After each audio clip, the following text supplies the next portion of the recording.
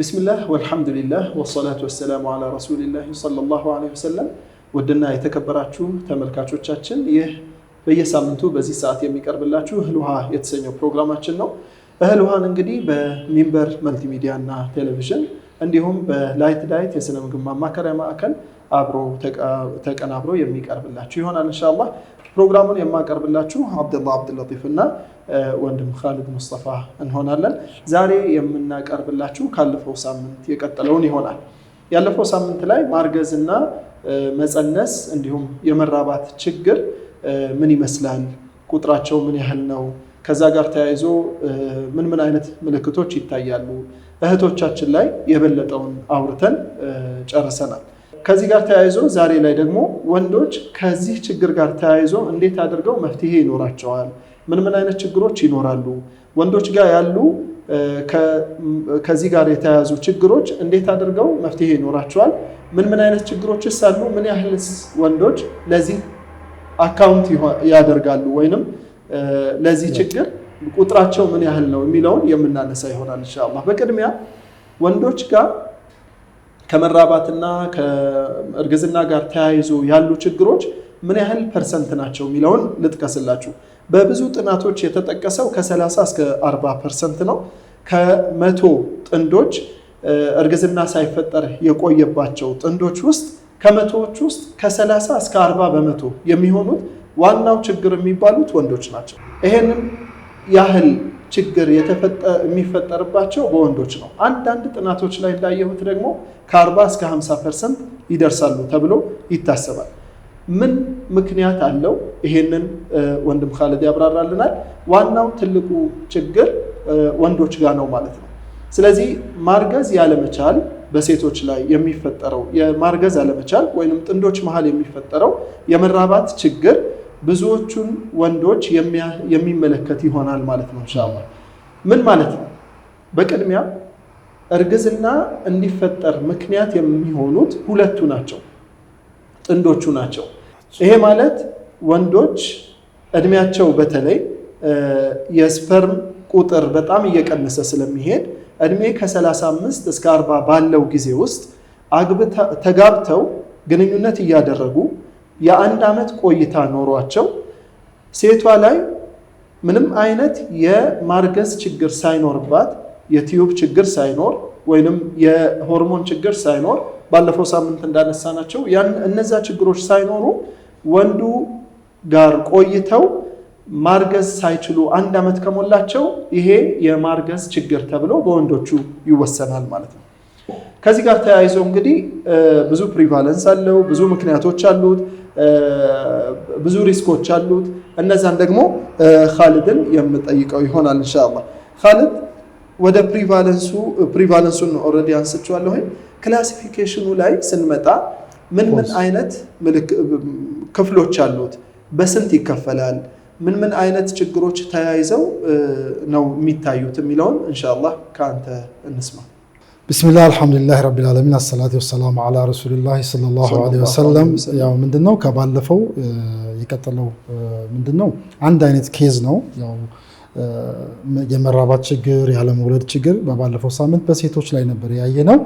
ዛሬ ደግሞ ኢንሻአላህ እንደተለመደው በአብዛኛው የሴቶች ችግር ነው ተብሎ ነው የሚታሰበውና ግን ጥናቶች እንደሚያሳዩት ህዝቡም እንዲያውቀው የምንፈልገው የሚከታተሉን አካላቶች እንዲያውቁት በአብዛኛው እንደውም አንተ እንዳነሳኸው ወንዶቹ በጣም ትልቁ ምክንያት እንደውም ወንድ ላይ ነው። ያው ብዙ ትዳር መፍረሱ ሴቱ ላይ ነው የምናየውና ወንዶችም እንደዛ አይነት ነገር ያለመውለድ ችግር ካለ ምንድነው ኮዙ ምክንያቱ ምንድነው የሚለው ነገር በደንብ አይተውት ከኛ ደግሞ ትምህርቱን ወስደው ህክምናው ማድረግ አለባቸው ኢንሻአላህ። ምንድነው ያው አንተ እንዳነሳኸው ኮዞች ብዙ አይነት ምክንያቶች አሉት። አንደኛው ቴስቲክል ነው። ያው ቴስቲክል ምንላት የዘር ፍሬ፣ ይሄ የዘር ፍሬ በሆርሞን ሊሆን ይችላል ማምረት ሳይችል ሲቀር ማለት ነው። ስለዚህ አንደኛውና ዋነኛው ፕሪቴስቲኩላር ይባላል። ፕሪቴስቲኩላር ማለት ከቴስቲክል በፊት ሆርሞናል ችግር ከተከሰተ ይሄ ሆርሞን ደግሞ ሃይፖታላመስ የሚባለው ብሬን ላይ ያለው ይሄ ምንድነው በበቂ ሁኔታ ካላመረተው ምን ይሆናል ማለት ነው? ቴስቲኩል እንደፈለገ ስፐርም ካውንቱም ሞቲሊቲውም አሪፍ አይሆንም ማለት ነው። ሁለተኛው ምንድነው የቴስቲኩላር ራሱ ቴስቲክሉ ብዙ ጊዜ ምንድነው ህብረተሰቡ እንዲያውቅ የምንፈልገው አሁንም ልጆች ሲወለዱ አንድ ልጅ ተወልዶት 1 ዓመት ከሞላ በኋላ ቴስቲክል አለው ወይስ የለውም፣ የዘር ፍሬ ህፃኑ ልጅ አለው ወይስ የለውም የሚለውን ነገር ፓልፔት ማድረግ አለባቸው ወይ ደግሞ ዳሰው ነካክተውት ቴስቲክል ከሌለው ይሄ ልጅ ሄዶ ወደ ሐኪም ጋር ቀርቦ ፈርዘር የተለያዩ ምርመራዎችን ተካሂዶ ያው መውለድ አይችልም የሚለውን ቶሎ እንዲታወቅ ይረዳናል ማለት ነው። ስለዚህ ቴስቲኩላር ችግሮች በብዙ አይነት ነገሮች ይፈጠራሉ። ለምሳሌ አንድ ወንድ ወይ ደግሞ አንድ ልጅ ወይ ደግሞ አዋቂም ትልቅ ሰውም ትራውማ ከደረሰበት የመኪና አክሲደንት ከደረሰበት ይሄ የዘር ፍሬው ከተጎዳ ስለዚህ የሚፈለገውን ነገር ስፐርም ማምረት አይችልም። ማስረገዝም ምንድነው ጽንስ እንዳይፈጠር አንደኛና ዋነኛው ምክንያት ይሆናል ማለት ነው። ሌላው ይሄ ቴስቲኩላር ነው። ሶስተኛው ፖስት ቴስቲኩላር የሚባል ምክንያት አለ። ይሄ ፖስት ቴስቲኩላር ማለት ይሄ አሁን የዘር ፈሳሹ ላይ የቱቦዋ ላይ ብሎኬጅ ወይ ደግሞ መዘጋት ከተከሰተ ምንም አይነት ስፐርም ወደዛ አያልፍምና ወይ ደግሞ የዘር ፍሬ ወደዛ ማለፍ ስለማይችል አሁንም አንድ እናት እንደተናገርከው ወይ ደግሞ አንድ የተጋቡ ሁለቱም ሴቷ ላይ ምንም አይነት ጽንስ አይፈጠርም ማለት ነው። ስለዚህ የሱ ቴስቲክል መታየት አለበት ማለት ነው። ሌላው የሴመን ነው። በሴመን ደግሞ እንደዚህ የሴመኑ ለምሳሌ የስፐርሙ ላይክ አሁን አዞስፐርሚያ ይባላል። አዞስፐርሚያ ማለት ምንም አይነት ስፐርም የለውም ግን ሴክሹዋል ወይ ደግሞ ግብረ ስጋ ግንኙነት ያደርጋል። ሰውየው ግን ምንም አይነት ስፐርም የለውም። ስፐርም ከሌለ ደግሞ ኬት ይፈጠራል ማለት ነው። ስለዚህ አንደኛውና ዋነኛው ምክንያት ምንም አይነት ስፐርም ከአንድ ሰው ከተገናኘ ከግንኙነት በኋላ የሚወጣው ፈሳሽ እዛ ውስጥ ስፐርም ምንም አይነት ስፐርም ከሌለ ማስረገዝ ወይ ደግሞ ምንድነው መጸነስ አችልም ማለት ነው። ዳያግኖሲስ ያው በፊት ላብራቶሪ ቴክኒሻን ቴክኖሎጂስትም ስለነበር ዳያግኖሲስ ስናደርግ ሐኪሙ የሚልካቸው ሴመን አናሊሲስ ነው የመጀመሪያው። አንድ ወንድ አብሮ ከባለቤቱ ጋር አብሮ ቆይቶ ማርገዝ ሳይችሉ ሲቀር ለወንዱ የሚደረገው የመጀመሪያ ምርመራ ሴመን አናሊሲስ ነው። የዘር ፈሳሹ ተሰጥቶ እንዲመረመር ይደረጋል። እና በጣም የሚገርመኝ ነገር የአላህ ሱብሓነሁ ወተዓላ ስራ በ30 ደቂቃ ውስጥ መድረስ አለበት። ሴመኑ ከወንድ የሚወጣው ሴመን የዘር ፈሳሹ በእቃ በ30 ደቂቃ ውስጥ መድረስ አለበት። ከ30 ደቂቃ በኋላ አብዛኛው እንቅስቃሴ ይሞታል። በሚሊዮን የሚቆጠሩ ሴሎች ሊሞቱ ይችላሉ። ከዛ ውስጥ አንዱ ነን ማለት ነው። አንተ አንዱ ነህ፣ እኔ አንዱ ነኝ። እዚህ ጋር ካሜራማኖች አሉ፣ የሚመለከቱን ሰዎች አሉ። የዛ ሴመን አንዷ ሴል ነን። ከሚሊዮን ከሚቆጠሩት ውስጥ ሄዳ እንቁላል ውስጥ ገብተው ከሚፈጠረው ጽንስ የመጣን ነን። ምን ያህል ደካማ እንደሆንን እናያለን። እዛው እያየን አንዳንድ ጊዜ ሌት አዘግይተው አምጥተው ሴመኑን ራሱ ማይክሮስኮፕ ላይ እያየን የሚሞቱ አሉ። ኖርማል ሳላይን አድርገን እያየን ራሱ ማለት ነው። እና አላህ ሱብሓነሁ ወተዓላ ምን ያህል ደካማ አድርጎ እንደፈጠረን እንደው እንደ ሰው ስንቆም የሆነ እንትን እንመስላለን እንጂ አላህ ሱብሓነሁ ወተዓላ በጣም ደካማ አድርጎ የፈጠረን፣ ስንቆም ሰዎች ጠንካራ የምንባል ራሳችንን በቃ ብዙ ማንቻል አድርገን ነው የምናስበው። ግን ከዛች ሴመን የተነሳን የተገኘን ፍጡሮች ነው። ያንን እንዳንረሳ ብዬ ነው ኢንሻአላህ። ስለማይ ነው ብዙ ጊዜ በማይ ሰዓት ያ ነው ትዝ የሚለኝ፣ ለካ ከዚህ ነው የመጣሁት እንድል ነው የሚያደርገኝና አላህ ሱብሓነሁ ወተዓላ እንግዲህ ያው አቅልን ልቦናን ይስጠን ኢንሻአላህ። እንግዲህ የመጀመሪያው የምርመራ አይነት እንደነገርኳችሁ እንደተናገርኩት ሴመን አናሊሲስ ነው። የዘር ፈሳሽ ምርመራ ይደረጋል። ከዛ ቀጥሎ አልትራሳውንድ ሊያስፈልግ ይችላል። ሴመን ላይ ቮሊዩሙ ሞቲሊቲው እንዴት ነው? ሶሳታዩም እንዴ? መርሐባ። ስለዚህ አንድ ልድገመው። ሴመን ላይ የሚታዩ ነገሮች አሉ። መጠኑ የሴመኑ መጠን ከ3 ml ከ2.5 እስከ በላይ መሆን አለበት የሚኖረው መጠኑ። ከዛ ውጪ የሚወጣው ፈሳሽ ከ2.5 ሚሊ በላይ መሆን ይኖርበታል። አንደኛው እሱ ነው። ሁለተኛው እንቅስቃሴያቸው ከ40% በላይ የሚንቀሳቀሱ አክቲቭሊ ሞታይል የሆኑ ሴሎች መኖር አለባቸው። ሶስተኛ ካሉት ሴሎች ውስጥ ከ5% በላይ አብኖርማል ሞርፎሎጂ ያላቸው ሴሎች መኖር የለባቸውም።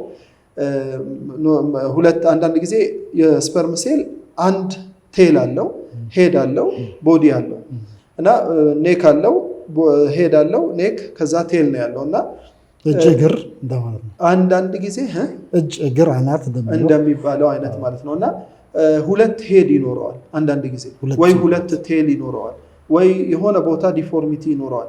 እነዛ ሴሎች ቁጥራቸው ብዙ ከሆነ ሄዶ እንቁላሉን ሰብሮ ገብቶ የእርግዝና የመፍጠር አቅሙ አነስተኛ ይሆናል ማለት ነው።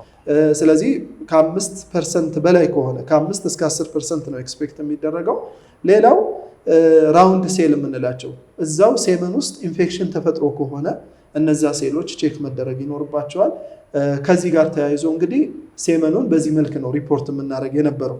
አሁን እኔ እልካለሁኝ ብዙ ጊዜ ላቦራቶሪዎቹ ናቸው ቴክኒሻኖቹ ናቸው የሚሰሩት። አንዳንድ ጊዜ ሄጅ የማይበት ጊዜ አለ። ሴመኑ ምን ያህል መጠኑ መተህ ይኸው ይሉኝና ያንን የማይበት ጊዜ አለ። ሪፖርቱ ካልጣመ ማለት ነው። ሪፖርቱ ጥሩ ካልሆነ ሄጅ የማይበት ጊዜ አለ። ሌላው ሆርሞን ፕሮፋይል የወንዶች ሜል ፈርቲሊቲ ፓነል የሚባል ምርመራዎች የሚደረጉ የሆርሞን ምርመራዎች ቴስቴስትሮንን ጨምሮ ሌሎች የወንዶች ሆርሞን የሚባሉት ቼክ ይደረጋሉ። ከዛ ውጪ ፊዚካል ኤግዛሚኔሽን ይፈልጋል።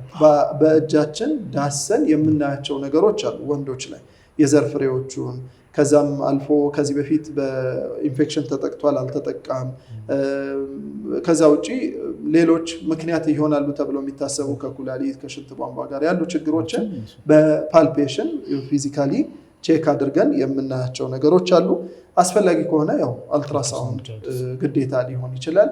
አልትራሳውንድ ላይ የፍሬዎቹ ውሃ መቋጠር፣ ከዛ መጨማደድ፣ መኮማተር፣ አንዳንድ ጊዜ ደግሞ ከመጠን በላይ ደም መቋጠር፣ እነዚህ ነገሮች ፈሳሽ ወይ ደም መቋጠር፣ እነዚህ ነገሮች ካሉ ቫሪኮሴሌ የምንለው አይነት ሃይድሮሴሌ የምንላቸው አይነት እነዚህ አይነት ነገሮች ካሉ ኢንፌክሽኑን መጀመሪያ ማከም፣ ይህንን ችግሮች መጀመሪያ ማከም ይቀድማል ማለት ነው ኢንሻአላህ። ተመልካቾች እንግዲህ በመቀጠል ፕሮግራማችንን ከመጨረሳችን በፊት ኻሊድ ስለ ምን ወንዶች ቢበሉ የሴመን አቅምን የዘር ፈሳሽ አቅምን ሊጨምርላቸው ይችላል የሚለውን ዳይተሪ ማኔጅመንቱን ኻሊድ ያቀርብልናል ኢንሻአላህ። ቢስሚላህ ምንድነው ያው አንድ ሰው ምን አይነት ምግብ ቢመገብ የዘር ፈሳሹ እንዲጨምርለት፣ ሞቲሊቲ ያልከው ቅድም እንቅስቃሴው እንዲጨምርለት፣ ኢቭን ዲኤንኤው ራሱ እንዲስተካከልለት ምን መመገብ አለበት ነው። በዋነኝነት ምንድነው ዚንክ ያላቸው ምግቦችን ቢመገብ አድቫይስ እናደርጋለን። ዚንክ ብዙ ጊዜ የሚገኘው ከስጋ እንደዚሁም ደግሞ ከእንቁላል፣ ከተለያዩ አይነት ፍራፍሬዎች፣ ከጎመን ላይክ ሰላጣ፣ ዱባ፣ እነዚህ በጣም ኢምፖርታንት ናቸው። ይሄ ምንድነው ትልቁ ጥቅም እነዚህ ኢቭን ከአኒማል ተዋጽኦ ውጭ ደግሞ ሌጉምስ ጥራጥሬዎች ላይ ደግሞ ሽምብራ እንደነ ምስር ያሉት ድፍን ምስር ያሉት ደግሞ እነሱ በጣም ብዙ ለስፐርም ሞቲሊቲ እና ለስፐርም ፕሮዳክሽን ኢምፖርታንት ናቸው ማለት ነው። ሁለተኛው ሴሌኒየም ነው። ሴሌኒየምን ብዙ ጊዜ የምናገኘው ከነቶች ነው። በተለይ እኛ ሀገር ብዙ ጊዜ አይገናኝም። ብራዚል ነት ማታ ሁለት ፍሬ ቢጠቀሙ ወንዶች በጣም የስፐርም ሞቲሊቲ በጣም እንዲጨምር ያደርጋል ማለት ነው። ሶስተኛው ላይክ እንደ ፎሌት ያሉ ነገሮች ፎሌት ያላቸው ምግቦችን መጠቀም ነው። ፎሌት ብዙ ጊዜ የሚገኘው ከሊፊ ግሪን ቬጂቴብልስ ወይም ደግሞ አረንጓዴ ቅጠላቅጠል ከምንላቸው ልክ የአበሻ ጎመን፣ ሲማሮ ጎመን ሊሆን ይችላል፣ ሰላጣ፣ ቆስጣ፣ እነዚህም ቢጠቀም በጣም አሪፍ ነው። ሌላው ደግሞ ዲኤንኤ ላይ ራሱ እነዚህ ቬጂቴብሎች በጣም ኢምፖርታንት ናቸው። ሌላው እነዚህ ካሮት፣ ግሪን ቀዩ ምንድን ነው የሚባሉት ቀዩ ቃሪያ የፈረንጅ ቃሪያ የምንለው እሱ በጣም ኢምፖርታንት ነው ማለት ነው። ሌላው ቫይታሚኖች ናቸው። ምን አይነት ቫይታሚን መጠቀም አለበት? ቫይታሚን ሲ እና ቫይታሚን ኢ። ቫይታሚን ኢ ያላቸው ምግቦችን ቢያዘወትር። ቫይታሚን ኢ ለምሳሌ አልመንድ ሊሆን ይችላል ወይ ደግሞ ሰንፍላወር የሱፍ ፍትፍት አዘጋጅቶ ሊጠቀም ይችላል። ቫይታሚን ሲ ደግሞ ፍሩቶች ላይ ሞር ላይክ እነዚህ ሲትረስ ፍሩቶች የምንለው ጓቫ ወይም ደግሞ ዘይቱን ቢጠቀም፣ ሎሚ ቢጠቀም፣ ብርቱካን ቢጠቀም፣ ፓምግራኔት ወይ ደግሞ ሮማን ያው ቅድም በጣም እንደውም ጥናት አለው ሮማን የሚጠቀሙ ሰዎች የስፐርም ፕሮዳክሽን እና ይሄ ሞቲሊቲው በጣም ይጨምራል ይላል።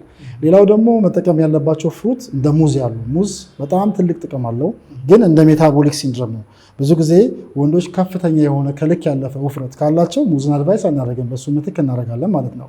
ሌላው ምንድነው ላይክ እንደ ወተር ሜለን፣ ሀብሀብ እንዲሁም ብዙ ጊዜ ሪኮመንድ ስታደርግ ትዝ ይለኛል። ሀብሀብ ቀዩን ሳይሆን ነጩን ፓርት ተጠቀሙ ትላለህ እና ብዙ ዚንክ ውስጥም አለው ሴሌኒየም የሆነ በፖርሽን አለው ይላል እና ምንድነው ይሄኛው የወተርሜለን ወይም ደግሞ የሀብሀብ ጥቅም ለወንዶች ሪኮመንድ የሚደረግበትም ታይም አለው ብለኛል። ብዙ ጊዜ ከሱቢ በኋላ በዛ ሰዓት ላይ ይሄ የወንድ የዘር ፈሳሽ ወይ ደግሞ ቴስቴስትሮን የሚነቃቃበት ሰዓት ስለሆነ በዛ ሰዓት ቢጠቀሙ ሪኮመንድ ይደረጋል። ፕላስ ደግሞ ምንድነው ወተርሜለን ወይም ደግሞ ሀብሀብ ሲጠቀሙ ብለድ ፍሎ ነው የሚጨምረው። ስለዚህ ምንድነው የወንዱ የመራቢያ አካል በደንብ አድርጎ ጠንከር እንዲል ይጠቅመዋል ማለት ነው። ስለዚህ ፍራፍሬዎችን መርጠን ብንጠቀም ትልቅ ጥቅም አለው ማለት ነው። ኢንሻአላህ እነዚህን ሞስት ኢምፖርታንት የምንላቸው ዚንክ፣ ሴሌኒየም እና ፎሌት እና ቫይታሚን ሲ እና ቫይታሚን ኢ ቢጠቀሙ ሪኮመንድ አደርጋለሁ ማለት ነው። ኢንሻአላህ መርሐባ። ኢንሻአላህ ተመልካቾች የዛሬው ፕሮግራማችን በወንዶች የእርግዝና ጋር ተያይዞ ያሉ ችግሮችን ያየንበት ፕሮግራማችን ነው። ኢንሻአላህ ይህንን ስናነሳ ከምግብ ጋር ተያይዞ የሚነሱ ነጥቦችን ስናነሳ ከሕክምናው ጋር የሚጋጭ እንዳልሆነ እንድታውቁት ለማስገንዘብ እንወዳለን ኢንሻአላህ። ምክንያቱም በምግብ ብቻ ተስተካክሎ የሚቀጥል ነገር ላይኖር ስለሚችል በሐኪም እገዛ በዚህ ላይ ስፔሻላይዝ ያደረጉ ሐኪሞችን ማማከር፣ ከዚህ ጋር ተያይዞ ሕክምና ቦታ ላይ የመጀመሪያ የምትሉትን ሕክምናዎች ብታደርጉ ከዛም አልፎ ደግሞ የሚሰጡ የተለያዩ ቫይታሚኖች በምግብ የማናገኛቸው በታብሌቶች እና በኪኒኖች የምናገኛቸው ቫይታሚኖች እና ሰፕሊመንቶች ሊኖሩ ስለሚችሉ እነዛን ሐኪም ሊያዝላችሁ ይችላል ኢንሻአላህ። ላይት ዳይት ከዚህ ጋር ባሉ ነጥቦች ላይ በማንኛውም ከእርግዝና ጋር ተያይዞ ያሉ ችግሮች ጋር ለማማከር ዝግጁ ነው ኢንሻአላህ። አላህ Subhanahu Wa Ta'ala ለሚቀጥለው ፕሮግራም እስከሚያደርሰን ድረስ የዛሬውን ፕሮግራም በዚሁ ጨርሰናል። ከቀሪ የመወዳ ፕሮግራሞች ጋር ቆይታችሁ እንድታደርጉ ግብዣችን ነው። የኛን በዚሁ ጨርሰናል። ወሰላሙ አለይኩም ወራህመቱላሂ ወበረካቱሁ።